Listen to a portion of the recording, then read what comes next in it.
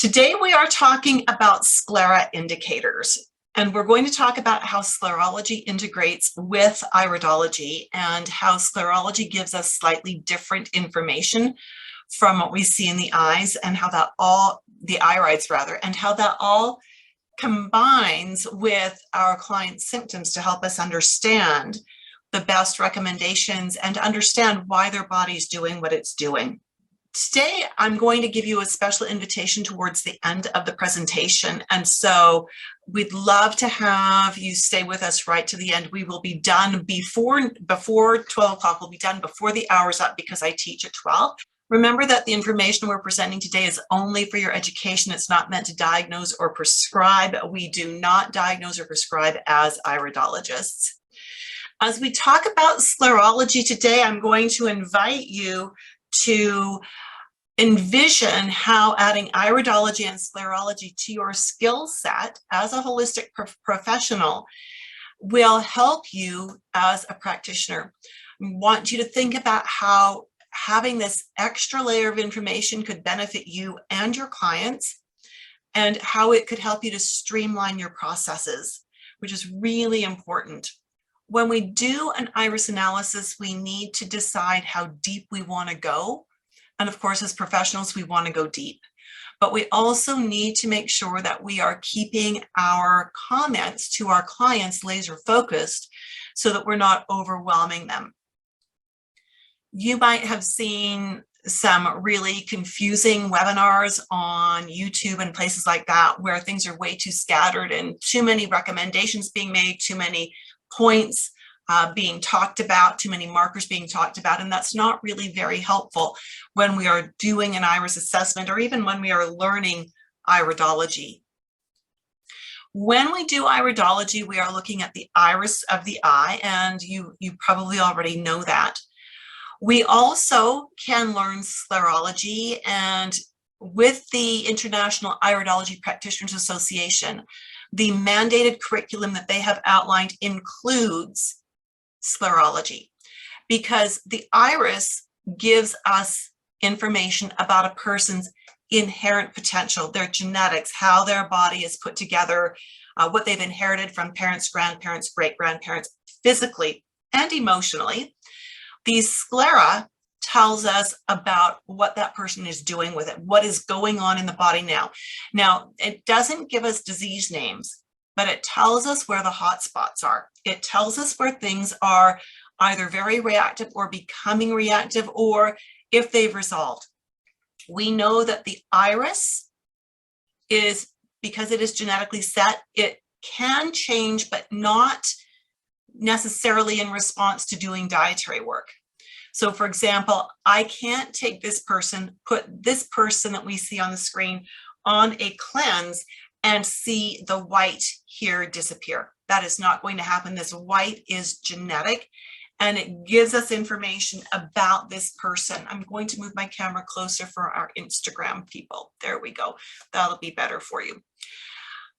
What we do know is that the sclera, being dynamic, does change. You know this. If you've had a really hard cry and your eyes are really bloodshot, you go into the bathroom, you splash some cool water on your face, you take a few minutes, a few deep breaths, you calm yourself down, and you'll notice that from the beginning when you were crying hard, bloodshot, to later on as you've splashed cool water on your face, those blood vessels settle down.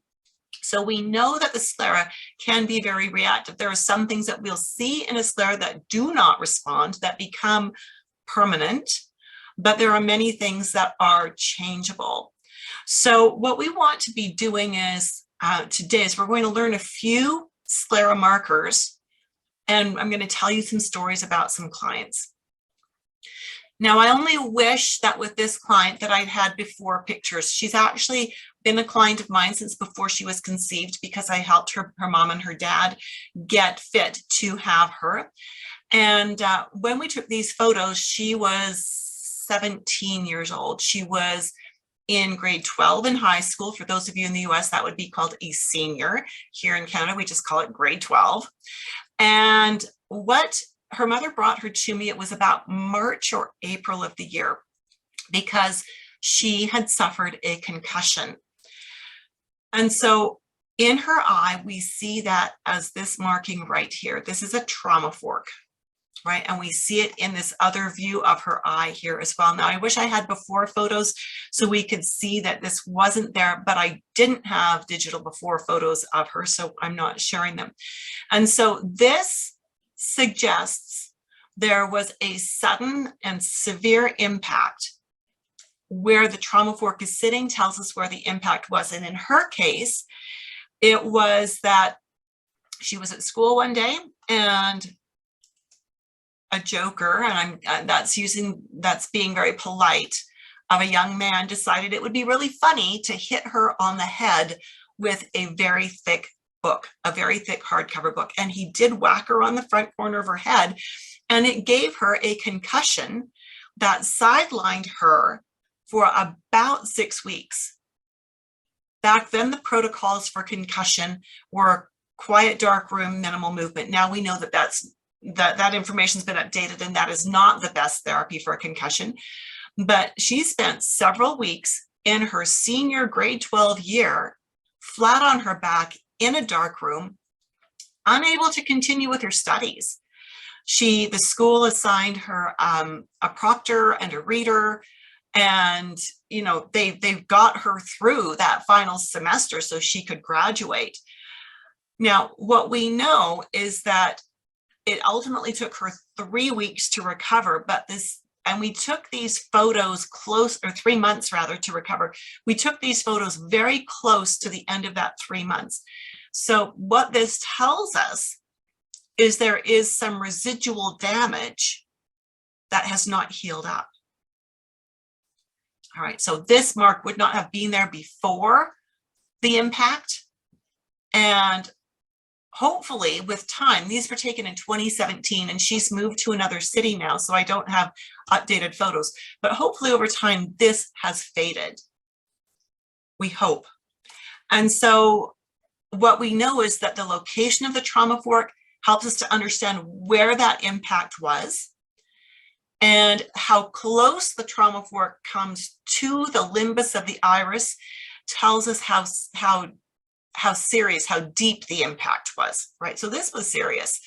This was serious. Seriously, by the end of 3 months, she was just being able to read a paragraph and understand what the whole paragraph said. She was just getting to where she could write a cohesive sentence again, and she was a bright student. She did heal up well enough that fall she did go on to college and did a 2-year fashion diploma. So that's absolutely brilliant that she was able to recover that well. So that is the first thing. That is a trauma fork. Jaundice. Now you may not see it well on your screen, and for those of you on Instagram, it really doesn't show up well. Those of you on Facebook, it's probably showing up better. Remember, every computer and every monitor in your life displays color differently. That is one big challenge we have with these online iris assessments, is you don't know what the person who's doing the assessment is seeing color-wise. They might be seeing colors very differently from how your monitor is showing them. So when we are looking for jaundice, we are looking to see a white cast or a white hue, yellow hue, a yellow hue in the whites of the eye, a yellow hue. Jaundice, the root word of that is Jaune, which is the French word jaune for yellow. So we are seeing a slight yellow hue in the white of the eye. It can be so bad that the entire white of the eye is yellow, and we can get to where the skin is also yellow. When we see jaundice, it suggests that bilirubin is not being conjugated properly to be excreted from the body. Now, bilirubin is the byproduct of the breakdown of red blood cells, and we're constantly circulating red blood cells. And this is where having your anatomy and physiology under your belt is really important. When we see that someone is developing jaundice, that the whites of their eyes are yellowish, it tells us the liver is struggling, right? And it could be from any number of different things, but it does mean that the liver is not clearing the bilirubin well. And so as we're doing this, we also want to remember that every iridology map is actually not cast in stone. Iridology maps are approximations of how things are set up. And I say that because we know that the appendix is usually at the bottom end of the cecum, but for some people, the appendix is up higher on the ascending colon. And so that means that the appendix in that person's eye would sit in a slightly different location in their iris. All right, so that's a really important thing for us to remember. And, you know, when we look and we see transversals at various places, for example, in this eye, we've got a transversal here sitting in the liver zone, these fibers that are skipping off across other fibers. Those are transversals that's sitting in a liver zone, which suggests an inherent potential towards something with the liver. We don't know what, we just know an inherent potential towards something with the liver. But then when we add this jaundice that we see in this iris to that, we have more information. So where does that leave us? It leaves us in a situation where we want to be asking questions. Okay, we don't actually get to diagnose jaundice. That would be a medical diagnosis, but when you see it, it triggers the questions you need to ask. You need to ask, is there a personal or family history of liver issues? Is this person aware of any liver concerns that might be going on right now?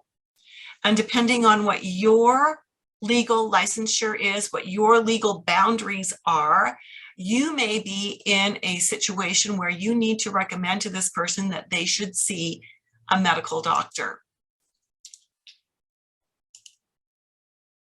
The meander. This is a client of mine who is well into his 70s. And a meander is this type of blood vessel that looks like a river meandering through a farmer's field. So when we see a meander, we want to ascertain where is it in the sclera? How does it correlate to anything that we see genetically in the iris? So in this case, we want to be noting that a meander is always giving us information about the circulatory system. It is always suggesting that there may be some building congestion in the circulatory system. And so knowing that, we then want to correlate it to anything we see in the iris, such as possibly this lipemic diathesis, for instance. We might want to ask about a personal history of circulatory compromise. Have they had any diagnoses towards high blood pressure or blockages in arteries? We would also want to ask questions about diet and lifestyle, right? So that we can ascertain whether their diet and their lifestyle could also be contributing to this. Is this making sense? If this is making sense, give me a makes sense in the comments box.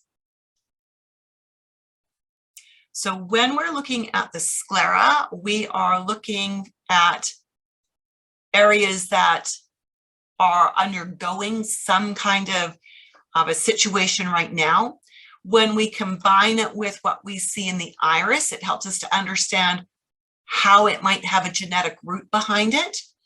And that's going to guide the questions we want to ask, and then the recommendations we want to make. And sometimes the recommendations will include, I have to legally tell you, you should seek medical attention, right? Unless you are a licensed medical doctor, in which case you would continue on with the various screenings and tests to ascertain what is actually going on in there. So again, this is a little hard to see depending on your computer screen.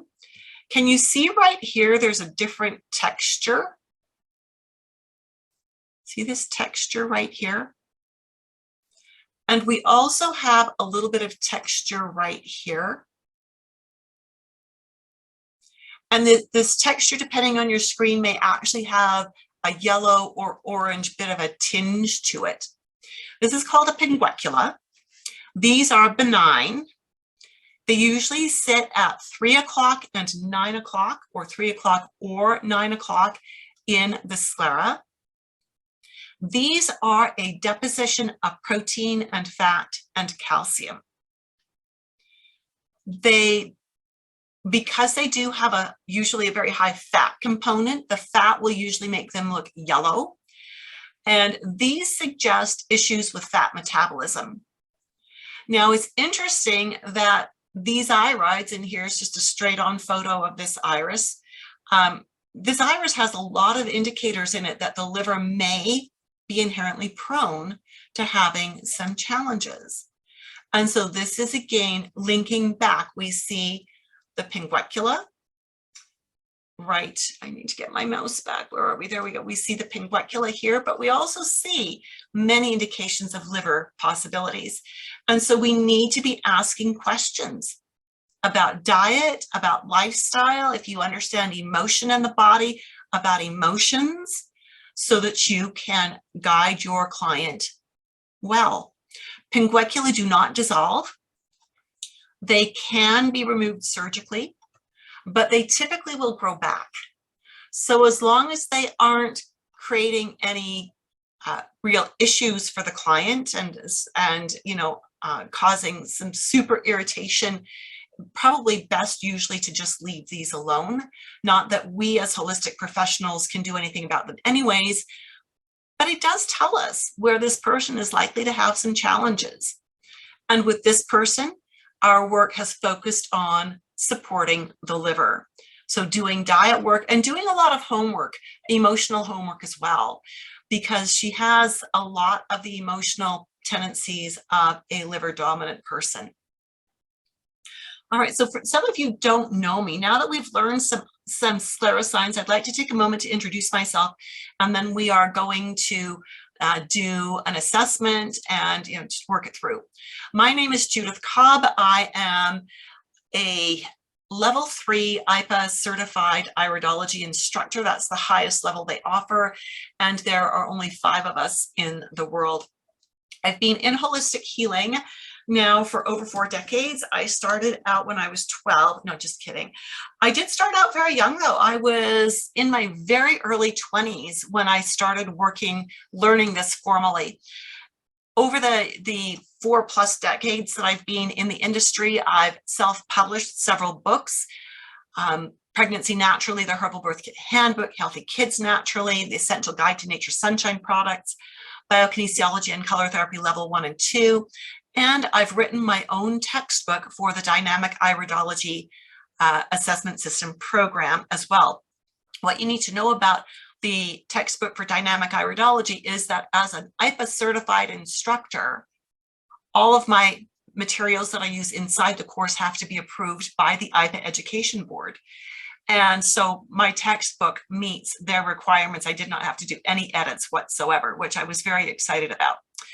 I've also taught and created many courses, an introductory herbal course, which was 20 hours of how to use herbs in your family, primarily commercially prepared herbs. And graduates from that program over the many years that I taught it loved it so much they wanted more. So we created a 16-hour how to understand herbal preparations course. So how to go to a health food store, look at what's been prepared there, and how to understand all the things it can be used for based on the ingredients. I also have developed and taught biokinesiology level 1 and 2. That would be muscle testing and color therapy. For a while, I was a certified prenatal educator. That was a lot of fun. Loved designing and teaching antenatal classes. I still do a lot of work with polycystic ovarian syndrome, infertility, high-risk pregnancy. That is an absolute joy for me. And of course, my baby for the last several years has been teaching dynamic iridology, an IPA approved iridology certification preparation course. So other credentials, I am a nutrition professional. I have affiliations with the Canadian Association of Holistic Nutrition Professionals and the Canadian Association of Natural Nutrition Practitioners. I'm also a master herbalist, and I'm a member of the Alberta Herbalist Association. So when I teach a full-on course, we tend to integrate a lot of nutrition and a lot of herbology because most of my students have some of those backgrounds as well. And it only makes sense to teach iridology if I can teach you how to integrate your own modalities with it, right? I don't leave my students to fend for themselves on that one. Let's do an assessment here. This is interesting. This is a fairly new client. So even if you've seen this webinar a few times, because it does come around periodically, you've not seen this case before. This is Ken. He is 79 years old. His primary concern that he came to me with is that he's got some weight around his midsection that he doesn't want. The exciting part of this for me is that he is friends with another husband and wife team that comes in to see me. And I've been working aggressively with that husband, and he's lost about 20 pounds, which is about all he needed to lose. We've got his blood pressure down. We've got his hemoglobin A1C where it belongs. We've got his fasting glucose where it belongs. And when he shared that information with Ken, Ken wanted the same. And you're going to hear why he wants the whole package. His main concern is that he is carrying too much weight. And that is affecting his legs. He is having difficulties walking. He can walk, but he burns out really quickly. And he doesn't like that. He has a very active lifestyle. He loves to travel, and he's finding that the pain in his legs and his knees particularly is getting in his way of having the life he wants to have. He had prostate cancer about 7 or 8 years ago, which they treated with radiation and hormones, which of course, now his testosterone is rock bottom and his estrogen is up. And we all know that estrogen leads to weight gain. So we've got a bit of an uphill battle here. He has been diagnosed with congestive heart failure. He has irregular heartbeat, shortness of breath, and reflux with heartburn. He is on 6 different medications, including something for anxiety to help him stay relaxed when he can't breathe.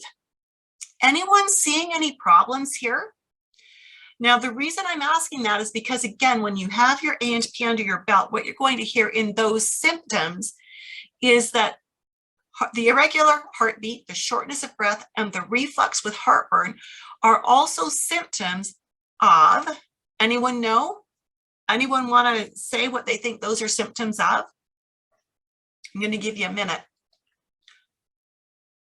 What do you think those are also symptoms of?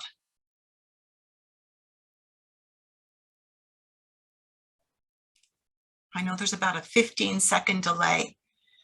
Irregular heartbeat, shortness of breath, reflux, heartburn. Elaine is saying sympathetic overdrive. Could be.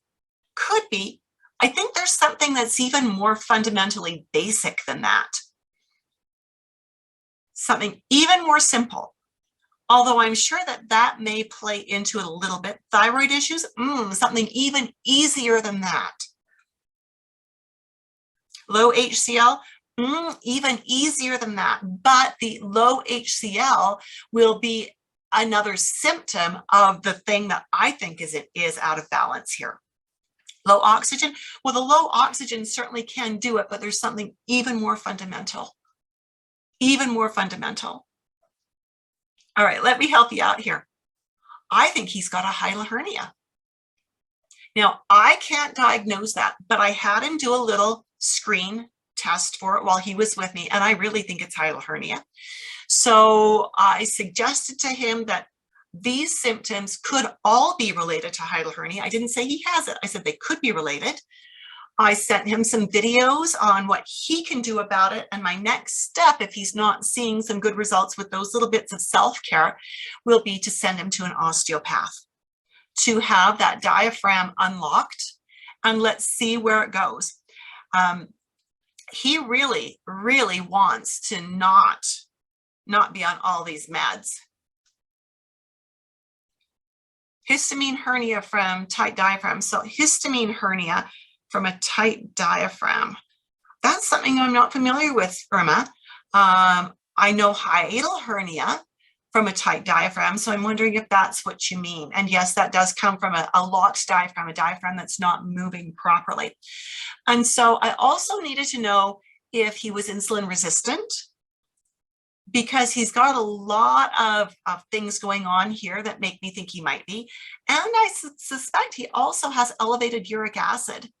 So I actually gave him a list of tests that I wanted him to have his doctor do. And he went and he got the tests done. And then he sent me an email and he said, how come the doctor didn't know to ask for these tests? Because some of these are way out of range. What are we going to do about it? I said, hey, don't worry, we've got you started, but we're going to work methodically and we're going to do everything we can to bring everything into range. So just stay with me and stick with the homework that we've already started. We will modify as we go. So as I look at his eyes, here are things that I see. And for those of you who are with me on Instagram, I'm going to move my camera way closer. Can you see we've got gray here? If you see the gray, give me the word gray in the comments. We have gray here. This is not lighting. This is actually visibly a gray patch. You can see that, Monica. Excellent. This really suggests that there are significant circulatory issues and that there's not enough oxygen getting through. All right. Pinguecula. He's got a pinguecula here. So again, we know that that means liver is likely not doing its job fully. So I need to know about his liver. I need to know how he's processing his carbs. Golly, that could look like maybe a hemoglobin A1C, along with maybe a GGT and a few other liver tests, right? And this is again where your anatomy and physiology plays in. If you don't know your A&P, you're going to get totally lost. Down here on this eye, a little hard to see it. I'm trying to get this. I'm sorry, Instagram, I'm turning my camera to try to get this. There's a little blue dot at the end of this, and there's a cloud at the end of this vessel. These are fermentation signs, which again suggest he's not handling his carbs properly. That almost always goes hand in hand with an elevated hemoglobin A1C and maybe even a yeast infection. He has a corneal arcus, which tells us that there's probably been quite a length of time where his liver's not been processing his carbs properly, right? We've got pigment at the 18-inch mark, right, or 18-minute mark right here, and it happens to be an orangish color, which is suggesting pancreas is likely an issue. Are you seeing a pattern here? Are you seeing how all of this is tying together? The orange can also be liver, so liver, pancreas. Well, isn't that everything we're talking about? We've got a little bit of a dirty yellow color hanging onto the collarette. That suggests that he might be prone to elevated uric acid. So we had him do a urea test, and guess what? It came back elevated. Elevated uric acid is now being implicated as a very strong player in everything from, oh, get this, congestive heart failure to type 2 diabetes and even dementia. I mean, incredible how this all fits together. So with this, hemoglobin A1C came back at a 7.7, which is, according to the lab, okay. According to me, not okay. I see way too many people with an HbA1c that's over about 5.5. And when they're over 5.5, there's always metabolic issue, right? There's always problems with their carbs. It came back with low leukocytes, very low normal lymphocytes, very low normal hematocrit, very low erythrocytes, very low testosterone, which we kind of anticipated from the hormone therapies on, and elevated triglycerides. Most of that, none of that was really a surprise based on what we saw in his eyes. So with this fellow, what we started with was getting him to get control of his carbohydrates, which for him is, he likes his wine and he does a lot of refined carbs. So we got him doing that. We've got him walking 10 minutes 3 times a day, and we've added some digestive support to him. I always like to start out gently to see how well they're going to follow instructions. And as I see they're following instructions, then we continue to build the program. I never give a complete 180-degree overhaul in one appointment. That is a recipe for failure. Total recipe for failure. All right. Did you see how quick that assessment was? Did you miss it? Because it went by so quick. Yeah, it's pretty amazing, isn't it? Very, very quick.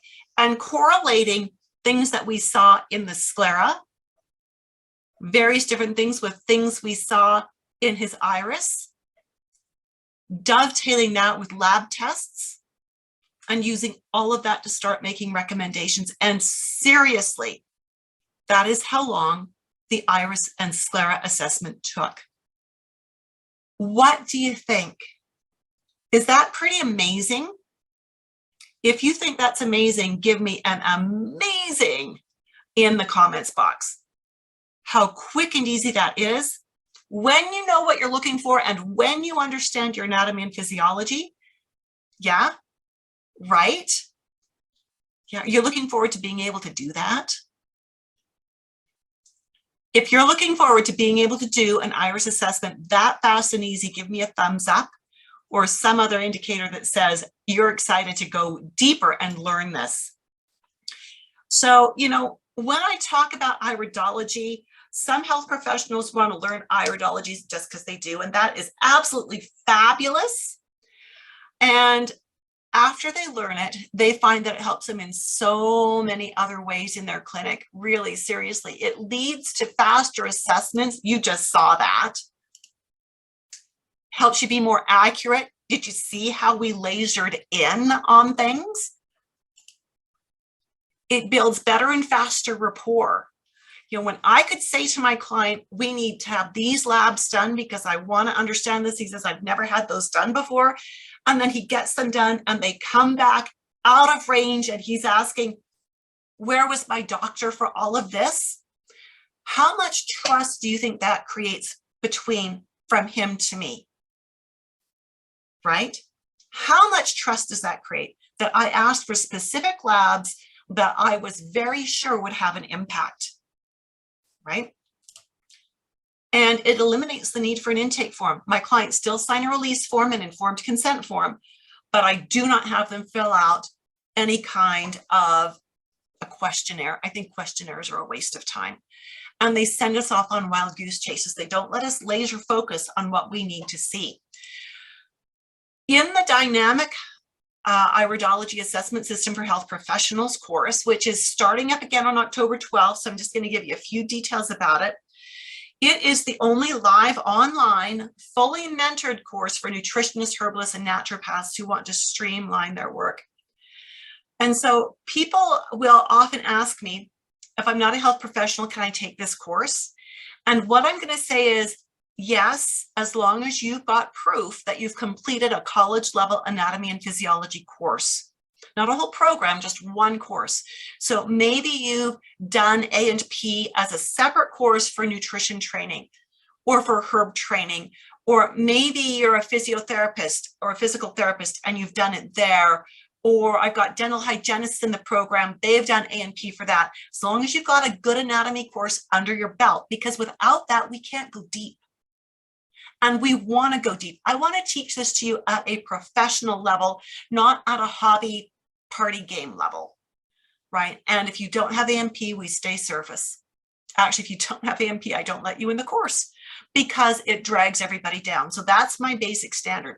So if you can name 5 of the 500 things very specifically that the liver does, you might have enough of a foundation. If you can describe to me in detail the lining of the stomach and how it functions, you might have enough A&P. At any rate, the purpose of learning iridology is to do exactly what you've seen here. It's to help you assess your clients quickly and accurately. It's to help you create client programs when you are with your client. Too many health professionals see the client for an intake, go off and spend another 2 or 3 or 4 hours creating a program, and then bring that program back, but they're not getting paid for their program creation time. The other reason for doing this is it helps you to create simple programs. You heard the program I outlined for Ken. Simple programs that increase client compliance because they're easy to follow, and you can build that program step by step. And that creates client success, which in turn creates long-term client retention. Does long-term client retention sound like something you want? Where they maybe come in for 4 or 5 appointments at monthly intervals, Then you get them to a sweet spot and they disappear for a few years. But when things start to unravel, they think about you and they come back to you for another 4 or 5 sessions. And in between there, if you work with a product line, perhaps they're contacting you to get refills of their product. If that sounds like something that you would love to have for your business, give me a happy face somewhere.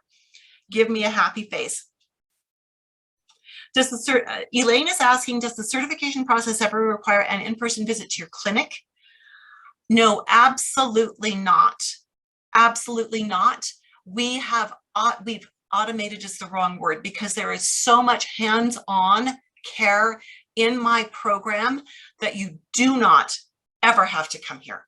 We do it all online. Thank goodness for Zoom. We do everything virtually, a lot of one-on-one coaching online to make sure you've got this in order to get through that certification process and to be prepared for the certification exam, right? Absolutely. So why am I, there we go. So if you've already got A and P and you want to learn how the markers play off each other, like you saw me do a little bit of in Ken's assessment, if you want to learn what questions the eyes want you to ask and how to think through that to come up with your own questions, if you want to learn how to create programs that your clients can be more successful implementing, if you want to be mentored for the long term, and I am talking years, not just when you're enrolled in the program, like if you want ongoing support after you finish the program, maybe even after you've certified, then we need to talk. And that would look like scheduling an insight call. So go to this link, tinyurl.com/insight-call, and schedule a time to speak with me. Now the call will set you up for 15 minutes, but I will tell you that what I do is when I see someone has booked a call, I block off 45 minutes. 15 minutes is for people where we're not sure if they're going to actually be a good fit for the course. But if they are, I want to have the extra time to talk in detail about the course with them. So I block off 45 minutes to make sure that we've got whatever time we need. Now, I don't want you just to take my word for this. This is Sky Fibke, and this, Elaine will actually answer your question. This is what she said about the course. I could not have asked for a better layout for learning. I was unable to make it to the scheduled classes, but the recordings of the classes were amazing. I loved the weekly quizzes. I'm glad to know that I always have you and my Iridology community to turn to if anything ever comes up where I may be challenged. Thank you for being a part of my journey and for all the support provided. You did not miss one detail. Love that. This is a recent certified grad of mine, Dawn. She wrote me this note. I would like to thank you so much for all you've done to help me on my Iridology journey. I appreciate your teaching skill. She's actually a recently retired teacher with about 25 years of experience under her belt. Your follow-up and your availability and all the time you spend presenting and marking. And I am blessed to have you in my life. Brilliant, absolutely brilliant. Love that. This is Karen Choate, who is a certified grad from my program, again, certified with IPA after completing my program. I just returned from a regenerative detoxification course where Iridology is implemented. I spread the word about what a wonderful teacher you are. Most people I talked with did not have anywhere near the same experience with their Iridology education. They had no support, they've got unanswered questions and a lot of confusion. Mostly they finished their classes not knowing how to implement what they had learned. I feel so absolutely blessed to have been taught by you. I feel totally supported even still as I've graduated almost 5 years ago now. I don't think there's anyone out there practicing, educating, and teaching Iridology like you. Thank you from the bottom of my heart. I'm eternally grateful for your never-ending patience and support. Love it, love it, love it. So again, the next go-round of the course is starting on October 12th. The classes are held live on Zoom, but are recorded for playback on demand. Our class time is 11 a.m. Pacific time, and you can see the other times there. If you are interested in more information, please set up a call. If you are a health professional and you've got that A and P under your belt, maybe you're an RN or an ND or an MD or an optometrist or an ophthalmologist, or who knows, maybe you're, a health professional that's not a holistic one yet, but you're bending that way, then book a call. Let's have a chat. If you're ready to invest the time and the money, then let's get going. Let's get you set up. A few of the basic program details. This is 20 by 2¼ hour live webinar classes. We meet once a week. We also have 2 extra mentoring webinars each month that are optional, but you can attend them if you'd like. These are there to give you support. They're there to answer questions between classes. Maybe you have a case you're working on and you'd like some support with that. You'd like some help thinking through it, or you want to share what you have come up with and see if it's possibly on the right track, which it probably will be. Maybe you want coaching on business or on camera equipment. I actually threaten my students within an inch of their life, not quite, if they purchase camera equipment before the end of the class, because, I want you to get the right stuff. And so we've got we meet once a week, classes are recorded, 2 live mentoring sessions per month. Those are group mentoring sessions, so they're pre-scheduled. The mentoring continues even after you complete the course. Your textbook is 225 pages, digital downloadable, which I give my students permission to print for their own use. But it's, if you've got it downloaded to a tablet or a laptop or a computer, it's all hyperlinked, so super easy.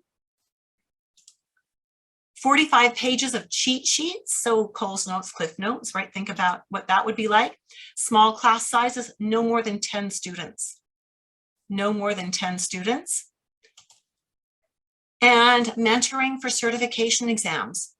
If you decide that you want to be certified by IPAS, some of my students want that, some of them don't, then I include the mentoring. Most teachers charge extra for that. I have a payment plan available. And again, the next course is starting October 12th, but registration will close sooner than that, and it will close as soon as we hit 10 students. That'll be the first deadline, right? So again, feel free to take this URL if you've got that A and P under your belt and you want to add Iridology to what you already do, then please schedule a call. Let's have a conversation and see where we end up. Amazing. Now, are there any questions? I love all of the interaction that and the feedback that you gave me as we were going through. Absolutely brilliant. So good to have you with me. If there are, we'll give it just a few seconds in case there are any other questions about anything we talked about today.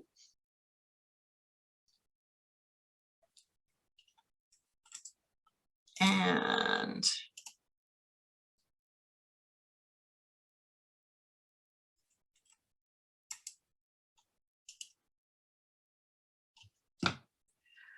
Elaine is saying, what is the best way to register today?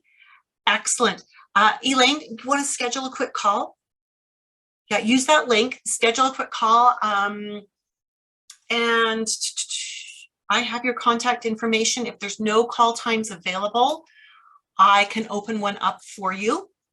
Today's a heavy teach day. I've got about a 2-hour break in the middle of the afternoon, and I often block that off. But I will open it up and send you that link so that we can schedule a call and get you registered. What about knowing about blood tests, etc.? We dabble with that in the Iridology course. You'll hear me talk a lot about different blood tests, and I strongly encourage students to do research as well. To get on Google and research what blood tests teach me about liver function. What blood tests teach me about cardiac health. And that can be a very, very powerful way to learn. All right. Any other questions?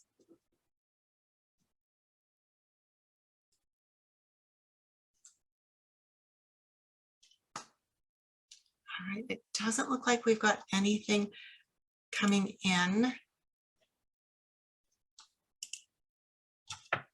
And I don't know if I sent that properly. I don't think I did. So for those of you who are with me on the webinar live, I've just posted the link, the Insight Call link to your chat. So you can grab it there. All right. Well, my friends, I must run to prep for my class that starts in 10 minutes. I absolutely look forward to speaking with you, and I'm excited to have you in the course. And yeah, have a good one. We'll talk to you soon. Bye for now. Akila Peoples on Instagram, just before we sign off, is asking, what is the cost of the program? Akila, if you have the A&P under your belt already, then please message me and we'll set up a call so that we can talk about the cost of the course. Fabulous. Thank you so much and have a fabulous day. Bye for now.